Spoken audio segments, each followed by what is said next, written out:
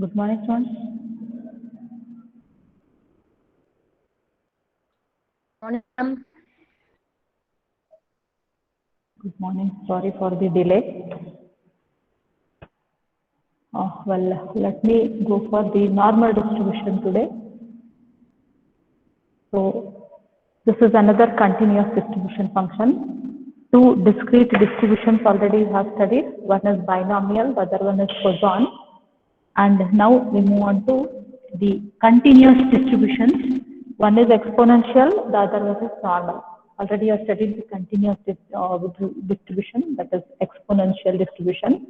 So the second one, that is the normal distribution. So this normal distribution, actually it has lots of importance in your daily life. Usually, whenever you read any statistics, like when you are reading newspapers, you will be coming across the word. The population is normally distributed. So that does not mean that it is your usual meaning of normal, but it depends upon this normal distribution. Whenever they do any statistical data collection and give any interpretation, at that time, whenever we use this word normal, we see the word normal, then it is not the usual meaning of normal, but it depends upon this normal distribution. Lots many statistical variations, it depends upon this normal distribution only. Compared to all distributions, this normal distribution has lots many applications. Whatever the data collection will be done, and the predictions, like poll predictions, the matches will be going on at that time. They will predict which match may win. That all depends upon this normal distribution only. So let us see the definition here. The continuous probability distribution having the probability density function f of x given by this function. It is 1 upon sigma under root 2 pi into e power minus of x minus mu whole square. X minus mu whole square divided by 2 sigma square. So this is your normal distribution function, where the sigma is greater than 0 and mu takes the value between minus infinity to plus infinity. This is the normal distribution function. And you can see that sigma is greater than 0. So that means this value is positive. Root of 2 pi, you know, it is also positive. E power anything, it also gives you always a positive quantity. So totally, f of x is greater than or equal to 0. That condition obeys. And if you integrate it, integration from minus infinity to plus infinity of this, you will get it as 1. It is a integration will take time, so I don't want to go for it. Integration of minus infinity to plus infinity of this function f of x will give you 1. Hence, it is a normal distribution function. You can see that it is a probability function, and particularly it is the normal distribution function.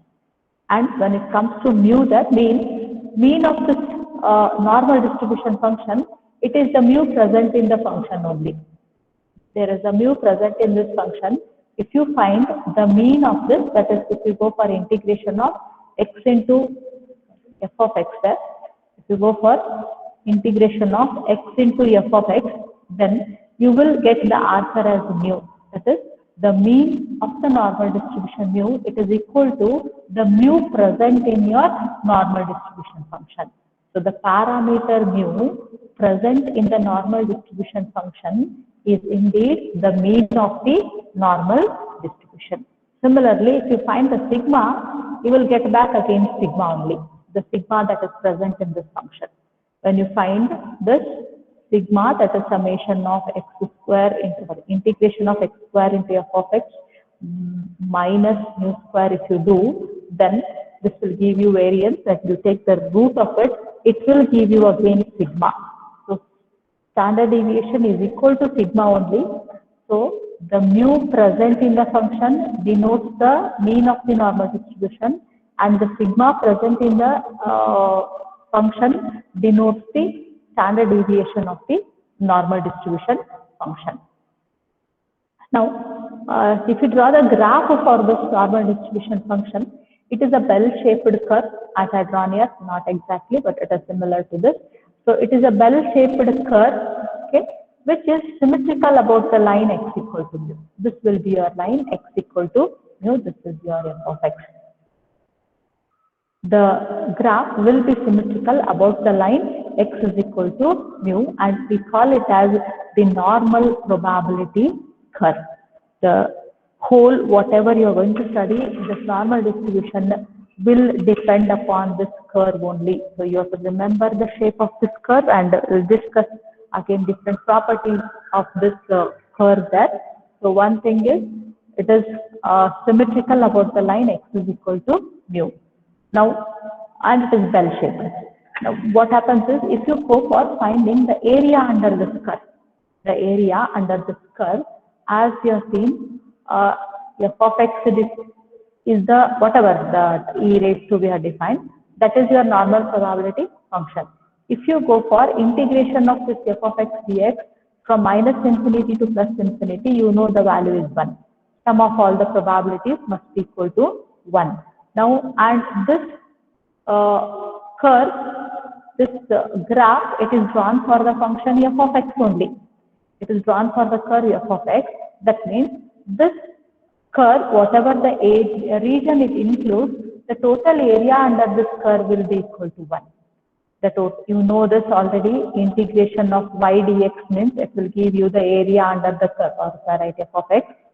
It will give you the area enclosed by the curve y equal to f of x between x1 to x2, whatever the limit you take. So if you go for integrating this function, it also gives you the area under the curve. And this is the curve that the normal distribution function gives us. Thus, the area under this normal distribution function, it is always equal to 1. And further, since the curve is symmetrical about the line x equal to mu, the area to the left side and to the right side, it is equal and is equal to 0.5.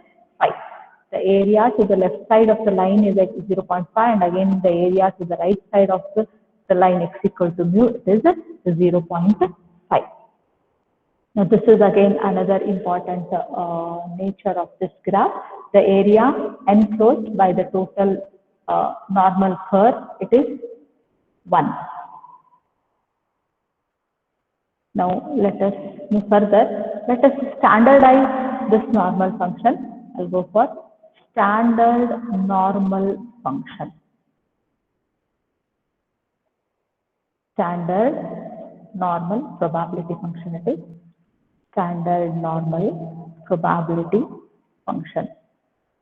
So what we do is, you know that probability that any value x lies between a and b, it is given by integration from a to b of f of x dx. Okay, so let me write it here. We know that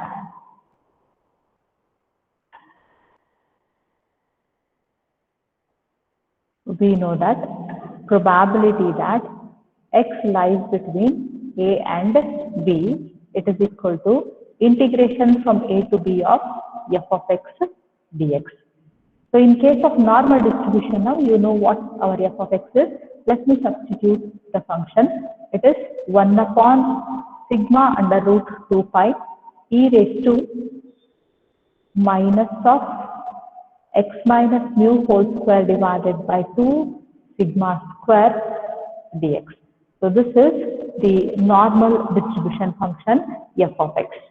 Now, to standardize it, or let me keep this constant outside, 1 upon sigma under root 2 pi, which is a constant term, let us keep it outside. Integration from a to b, e raised to minus of x minus mu whole square divided by 2 sigma square dx. So this is the function. Now, to standardize this, we'll go for substitution. Let us substitute. Can't integrate it directly, right? We can't go for this integration. The function is complicated. So let us substitute.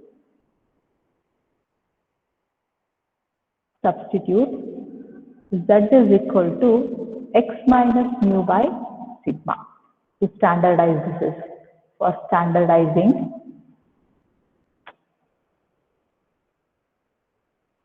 the normal probability function, will substitute z is equal to x minus mu by sigma. So this implies x is equal to, will have sigma z plus mu. Z is x minus mu by sigma. So this implies x is equal to sigma z plus mu. Okay. Now what is dx is equal to? What is dx is equal to?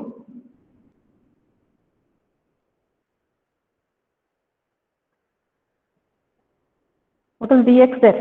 Sigma z dx plus mu d. Huh? Sigma? dz. Sigma dz, yes. Sigma is constant, we'll get just sigma dz. Now what about the limits? Since we are substituting, we have to go for changing the limits also. So what will be the limits? As we change, what will be the limits?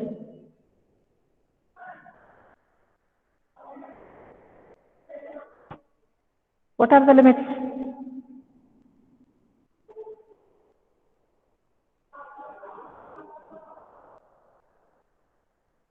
What are the limits, sir? A to b. No, they are with our x variable.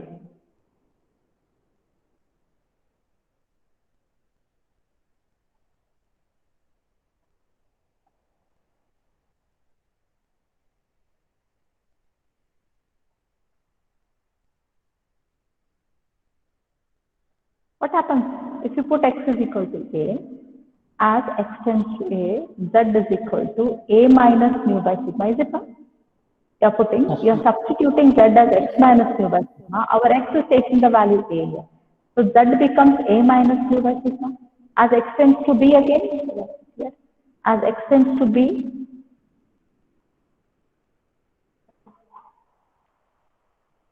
our z tends to b minus mu by sigma. Now it will be difficult for us to write this value. So let us say it as z1 and this as z2. Instead of writing the value as a minus mu by sigma, let us substitute it in the form of z1 and z2. Okay. So what the integration becomes?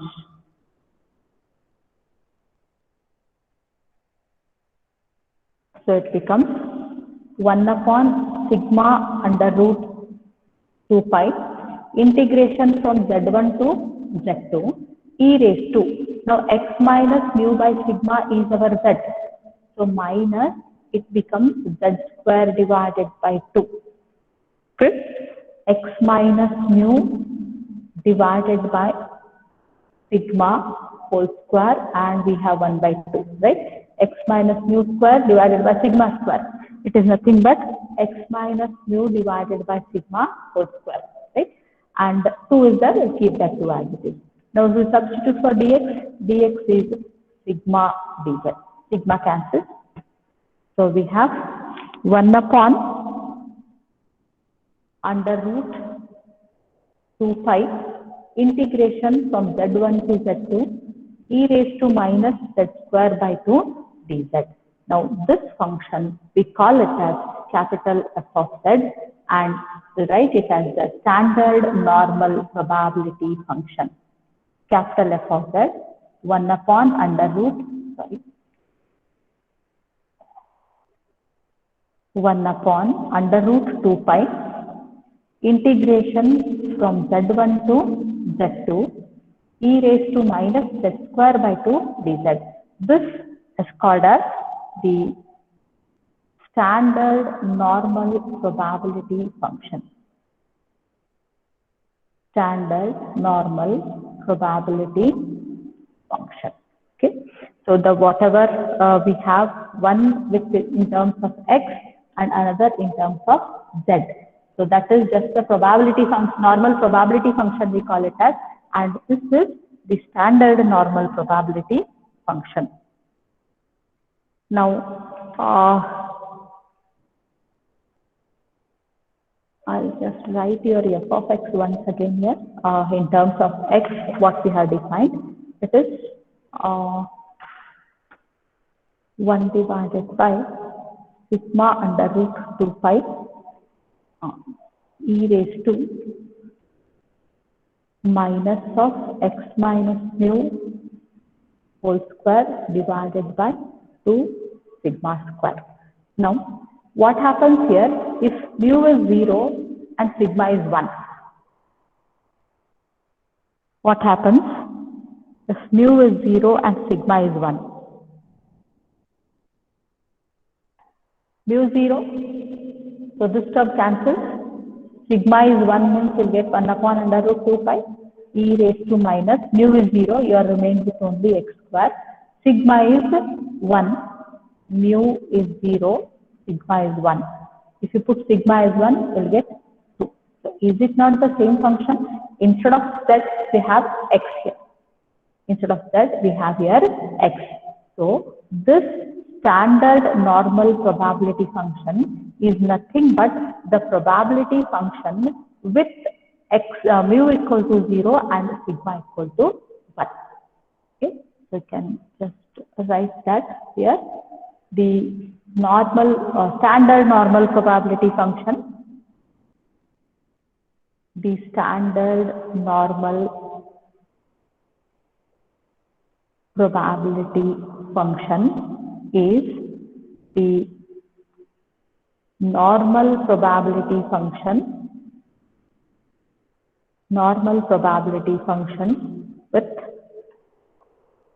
mu equal to 0 and sigma equal to 1. Okay, so and this function what we substituted, to remember this quantity you will be using it while doing the examples. Z equal to x minus mu by sigma is called the standard normal variate. We call it as the standard norm. X is just the normal variable, right? Now Z is the standard normal variable. So this is the variation. Whenever it is given in terms of x, that is the normal variate. We try to convert it in terms of the standard normal variate by using this substitution. Z is equal to x minus mu by sigma. And moving on to the graph of this standard normal function, the graph remains the same. It is of course a bell-shaped curve, okay? But here this graph, it is symmetrical about the line z equal to 0. Actually, we have taken x equal to mu now. So now mu is 0. That means the graph will be symmetrical about the line z equal to 0. In the normal function, what we have taken, the graph is symmetrical about the line x equal to mu. But instead of x, now the variable is z, and we know that mu is 0 for the standard function. So this graph will be symmetrical about the line z equal to 0.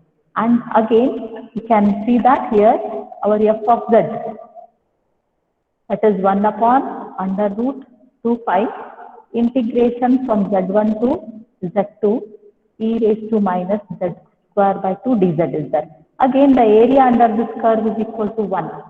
The area enclosed by this curve, total it is equal to 1. Hence, the area towards the left side and towards the right side, again it will be 0.5 only. Okay, and here we say that the area enclosed between what here, z1 and z2 now. The area enclosed between z1 and z2, totally if you take, if your z1 is minus infinity to plus infinity, then it will be given by 1. Okay, now if you take the only z1 to z2, then it will give you some particular part of this function. If you take, if your z1 is minus infinity up to infinity, it includes all the area. Now suppose if it is just some part of this. This is your Z1 and this is your Z2. Then when you go for this, you will get area enclosed between this Z1 and Z2. Now this area, whatever is enclosed between the curves, that is what is given in the table that I had shared you the other day. Have you taken a printout of that? Have you taken the printout of that? Yes, ma'am. Yes? Okay, good. That you need for doing examples. Now, if in particular, here I have written Z1 to Z2. If Z1 equal to 0, and if I write Z2 equal to just Z, then f of z is 1 upon under root 2 pi integration from 0 to z e raised to minus z square by 2 dz. That is, it takes the value from 0 to z. Instead of z1 to z2, I written 0 to z now. Now, this is usually denoted by phi of z or a of z, area up to z, area under the normal curve up to z. So, this represents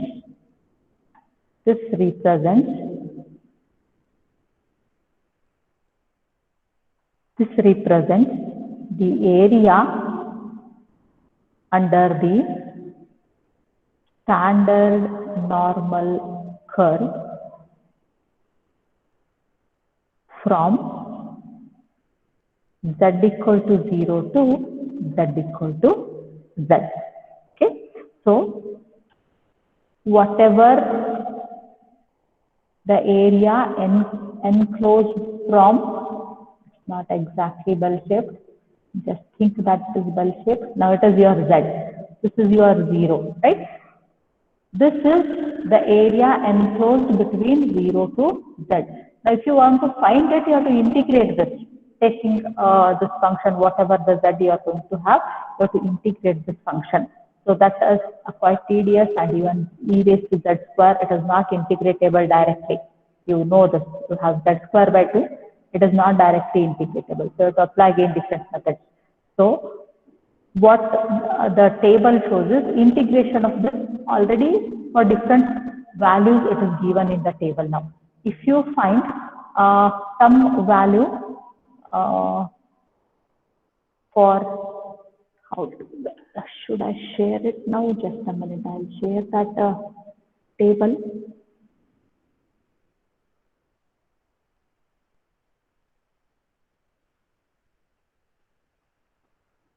If all of you would have got that table, it was better.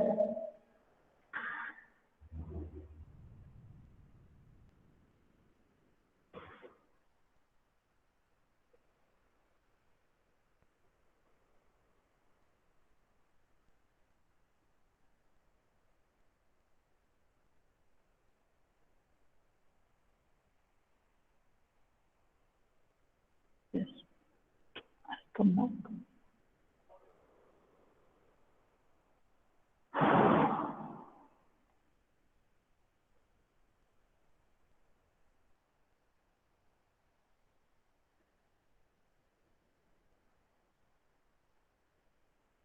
Okay. I hope you can see the table. Yes, sir. Is it? Yes? Okay. You can see the normal probability curve denoted here. This represents the normal probability curve. Okay. Now, if I write if I want, and one more thing here, I'll just go back. What you have written here? Oh, wait, we begin. I left it. See, probability that x lies between a and b you have written, you went on standardizing. Now what this means here, I just wrote f of z. So what it gives you now, there we have written probability that a less than x less than b, right? Now instead of a and b, what you have taken, the limits you have taken z1 and z2. It is probability that z lies between z1 and z2 now. This is the probability that z lies between z1 and z2, usually denoted by capital F of z now. Okay? F of x or p of x, you know, it represents your probability function. So in that way, capital F of Z denotes the probability that Z lies between Z1 and Z2. So here, when you go for this F of Z, suppose I write F of 2.5, then it will say that probability that Z lies between 0 to 2.5. The value of Z lying between 0 to 2.5, and for that you need not go for integration of all this. We will find the area enclosed up to this Z. It is A of 2.5. It is A of 2.5. So if you go for this table 2.5, you can find it here. Hope you can see my cursor also. Is the cursor visible? Okay. So you can see here 2.5. Now what's the value? 0.4938. So we'll just write here it is 0.4938. It gives you the probability that Z lies between 0 to 2.5 here. It is similar to the logarithmic table. Suppose I want the value of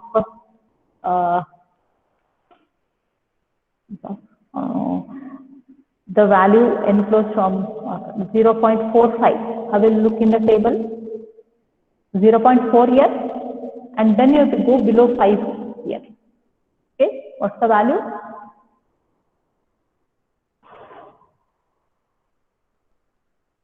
What's the value? 0.1736, right? 0.4551 up. Here you go vertically 0.4, then horizontally you move up to 5. This is the second decimal place that will be given, in other words I can say. So the 0.45 means you have to go for this value. Is it 0. How much? 1736. What's the value for 1.48? Can you tell 1.48? If you have the table in front of you, it will be better instead of looking on the screen. 0.4306.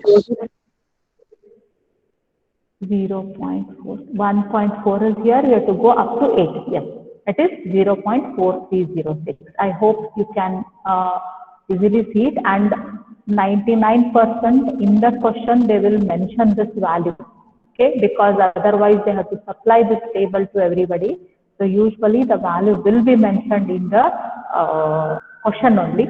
If at all it is not mentioned, you should know how to look for it in the table. They may make, if the value is not given in the table, they will give you this table.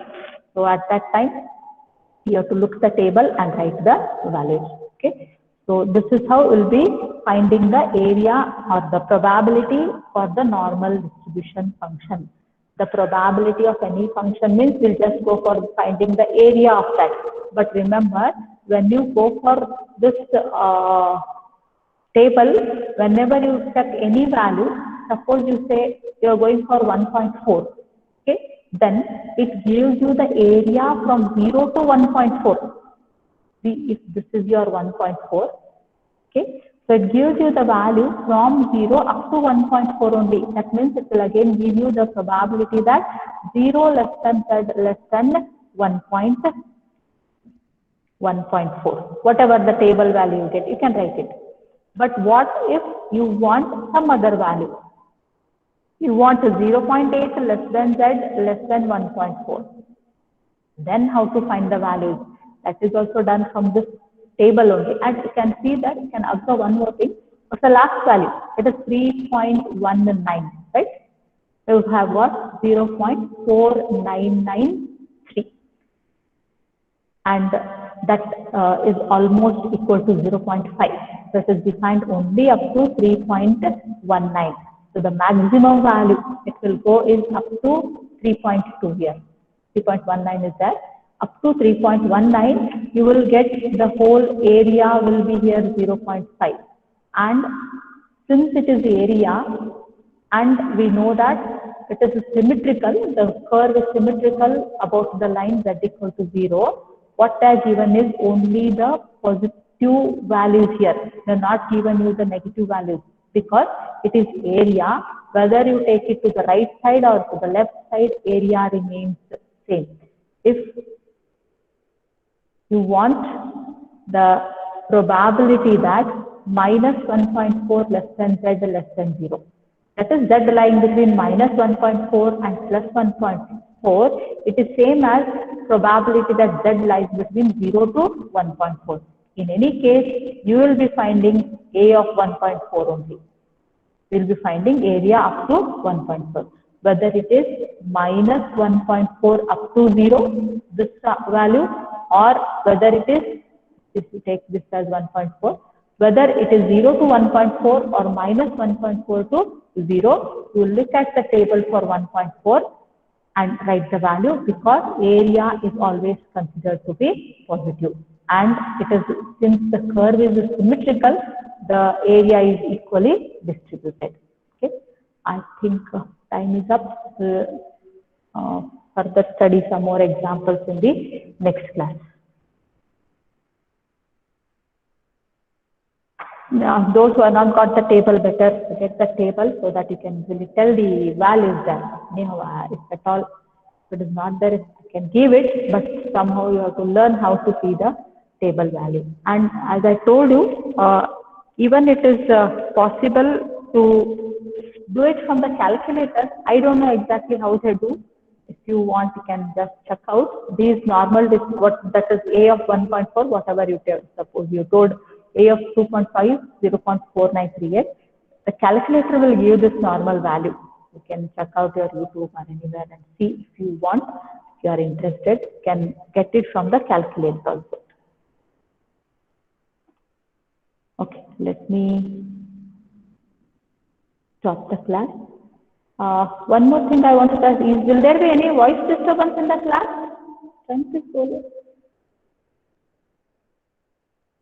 No, ma'am.